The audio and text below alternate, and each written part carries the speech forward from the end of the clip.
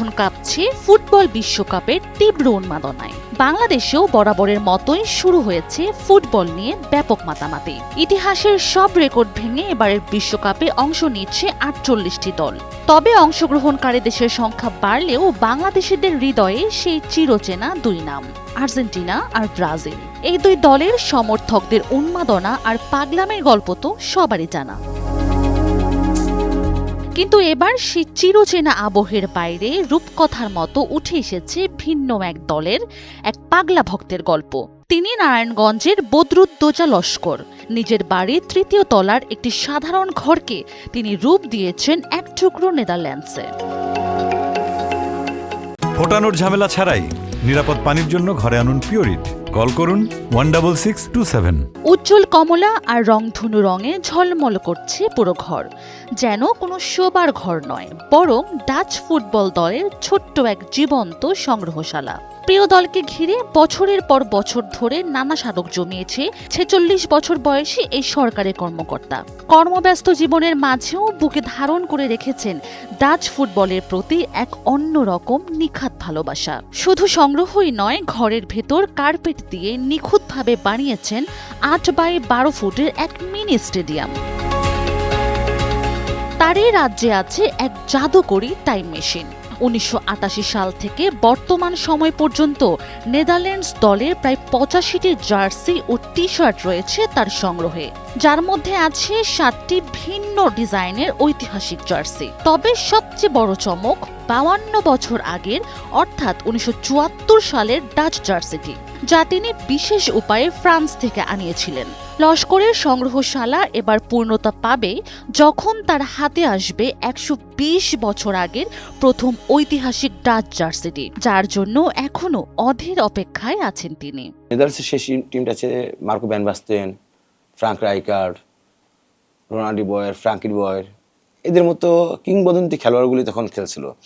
আর ওই নেদারল্যান্ডস টিমটাকে আসলে আমি অসম্ভব পরিমাণ ভালোবেসে ফেলি।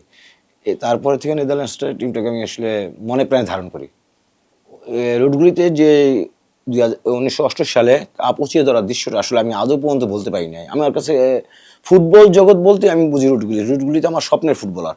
আমি রোডগুলিকে ভালোবাসি, আমি নেদারল্যান্ডস ফুটবলটাকে ভালোবাসি। এই নেদারল্যান্ডস ফুটবলটা আমাকে আসলে অনেক আনন্দ দিছে। এক একজনের এক এক চয়েস থাকতে পারে, কেউ ব্রাজিলে সাপোর্ট করে, কেউ আর্জেন্টিনা সাপোর্ট করে, কিন্তু নেদারল্যান্ডস আমি আসলে মনে প্রাণে ভালোবাসি। হল্যান্ডের বাইরে, নেদারল্যান্ডসের বাইরে আসলে ফেভারিট যদি বলতে বলেন, সেক্ষেত্রে আমার বলার মতো কিছু না, কারণ আমি আসলে মনে প্রাণে বিশ্বাস করি আমার নেদারল্যান্ডসের সেরা, নেদারল্যান্ডসের কাপ নেবে ইনশাল্লাহ। ফোটানোর ঝামেলা ছাড়াই নিরাপদ পানির জন্য ঘরে আনুন পিওরিট। কল করুন 16627। তবে লস্কর নিজে কট্টর ডাচ ভক্ত হলেও তার ছাদের নিচে কিন্তু গণতন্ত্রের সুবাতাস। একই পরিবারে বাস করে ভিন্ন ভিন্ন ফুটবল পরাশক্তি। লস্করের সহধর্মিনী জান্নাতুল ফেরদৌস মিলি মনে প্রাণে সমর্থন করেন আর্জেন্টিনাকে। আমি যদিও আর্জেন্টিনা সাপোর্ট করি, আমার বাচ্চারা করে জার্মানি, কিন্তু আমার হাজবেন্ড করে হল্যান্ড। যাই হোক, আমরা তো সবাই একটা না একটা দল করি, কিন্তু আমার হাজবেন্ডের এই পাগলামি দেখে মানে সবাই খুবই আনন্দই করে যে না, সব পুরোটা রুমের মধ্যেই তার যেমন অনেক সুন্দর করে সাজানো গোছানো, মনে হয় যে স্টেডিয়ামের মধ্যে এসে পড়েছি, এরকম আর কি। আমাদের দল তো আর্জেন্টিনা মূলত সবসময়ই শক্তিশালী, তো উনিও ওনার দলকে অনেক শক্তিশালী মনে করে। দেখা যাক এবার কি হয়। এদিকে দুই সন্তান আমির হামজা লস্কর ও সাদ আব্দুল্লাহ লস্কর বাবার ডাচ খেলা দেখতে দেখতে বড় হলেও নিজেরা মন সঁপেছে জার্মানির চতুরঙ্গ ফুটবলে। তোতা পাখির মতো মুখস্থ বলে দিতে পারে জার্মান দলের সব খেলোয়াড়ের নাম।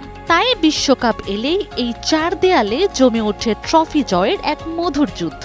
এর আগের বিশ্বকাপে বলতো বাবা আর কি পুরো রুমটা সাজাইছিল, তো এবার আবারও বাবা আরো বেশি কালেকশন আনছে, আবার সুন্দর করে সাজাইছে। তো এটা আমাদের কাছে আসলে ভালো লাগে যে বাবা ফুটবলের প্রতি তার এত আবেগ, এটা আসলে আমাদের কাছে ভালো লাগে এবং আমরাও তাকে সহায়তা করে এবং সাপোর্ট দিয়ে যাই আর কি।